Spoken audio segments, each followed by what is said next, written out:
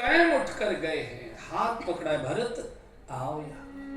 भरत वशिष्ठ निकट बैठा। और ये जीवन के परम सौभाग्य की घड़ी है, कोई गुरुजन आपको अपने पास बैठने की कहते, यहाँ बैठो, मेरे पास बैठो, आओ। दूर से दर्शन कर लेना, उपदेश सुन लेना, ये तो होता ही है सामान्यतः, लेकिन कोई गुरुजन हमको आग्रह से हाथ पकड़कर यहाँ बैठो, इधर बैठो, यानी कितनी गुदगुदी उस समय होती होगी मन के अंदर कि गुरु जी की इतनी कृपा हो रही है, सबके नेत्र सजल हो गए।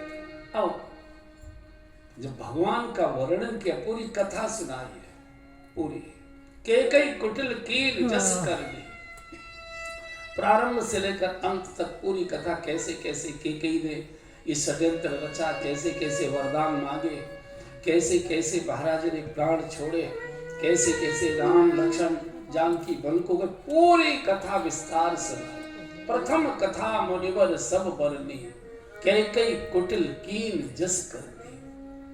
आज भरत जी को बड़ा आश्चर्य हो रहा है, आज तक तो गुरु जी राम कथा सुनाया करते थे, पहली बार कुटिल कथा गुरु जी के श्रीमुख से मुझे सुनने को मिल रही है, बहुत आश्चर्य। और जब भगवान के शील स्वभाव का वर्णन किया है, कहत राम गुणशील स्वभाव, सजल नयन वशिष्ठ जैसा महापुरुष रो पड़ा, इतना सरल इतना सुशील, अस स्वभाव कहूं सुनो न देखूं, ऐसा सरल स्वभाव का महापुरुष वशिष्ठ कहते न मैंने कभी कहीं देखा न कहीं सुना है। बिना किसी विद्रोह के चुपचाप पिता की, दशरथ जी बोल भी नहीं पाएंगे मुख से, और पुत्र उसी को कहते हैं जो पिता की आंतरिक इच्छा को समझता हो। होठ से बोलकर अगर आज्ञा पालन हो रहा है तो स्वाभाविक तो नौकर भी करते हैं, नौकर को आज्ञा दी जाती है। पुत्र तो पिता के हृदय का टुकड़ा है, उसकी आत्मा से जुड़ा हुआ है, उसी की आत्मा से आया हुआ है, तो पुत्र को तो पिता की इच्छा ही आज्ञा माननी चाहिए। दशरथ जी को बोलने की आवश्यकता नहीं हुई, भगवान समझ गए कि क्या चाहते पिता, बोल नहीं पा रहे, और बिना किसी विद्रोह के, बिना किसी चेहरे को भाव हाव को बदले चले गए छोड़। तो जब ये वर्णन किया रो पड़े, और अब कहा कि भरत तुम्हारे पिताजी की अंतिम दो इच्छाएं थी। पहली इच्छा थी भरत को अयोध्या का राज्य, और दूसरी इच्छा थी राम का 14 वर्ष का वनवास। केकई ने भी इसी प्रकार से मांगा था कि भरत को अयोध्या का राज्य और राम का 14 वर्ष का वनवास। पिता की आज्ञा पालन करना हर पुत्र का धर्म होता है, कर्तव्य होता है।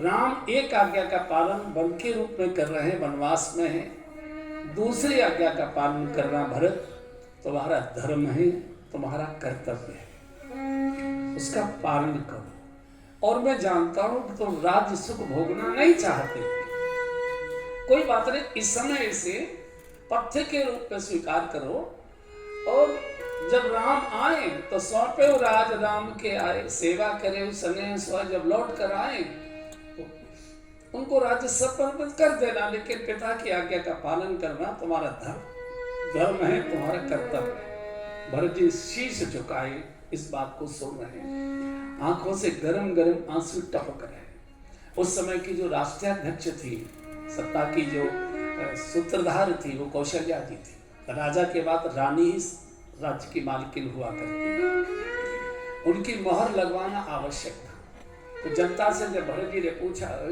गुरु जी ने पूछा कि बोलिए क्या भरत जी को राजगद्दी दे दी जाए, आपका क्या मत है? सारी जनता ने हाथ उठाकर जय जयकार कर दी कि भरत जी हमारे राजा हों, इससे बड़ी और हमारे लिए कौन प्रसन्नता की बात हो सकती है, इससे बड़ी कौन सौभाग्य की बात हो। जनता ने जब अनुमोदन कर दिया तब कौशल्या जी को रानी आप बोली। कौशल्या जी जब खड़ी हुई, पूरी जनता एकदम सीधी बैठ गई कि माँ क्या कहती है। जिसका सुहाग गया, जिसका बेटा बहू बन को चले गए, जिसने इतना बड़ा संकट सहा, वो जिसके कारण ये सब हुआ, उसके लिए, भरत के लिए माँ क्या बोलती है, सब सावधान होकर सुन रहे। भरत जी के पास माँ चलकर गई और पीठ पर हाथ रखकर कहा, बेटा पूत पथ्य गुरु आयस आह, कौशल्या धरि धीरज धरि कौशल्या धरि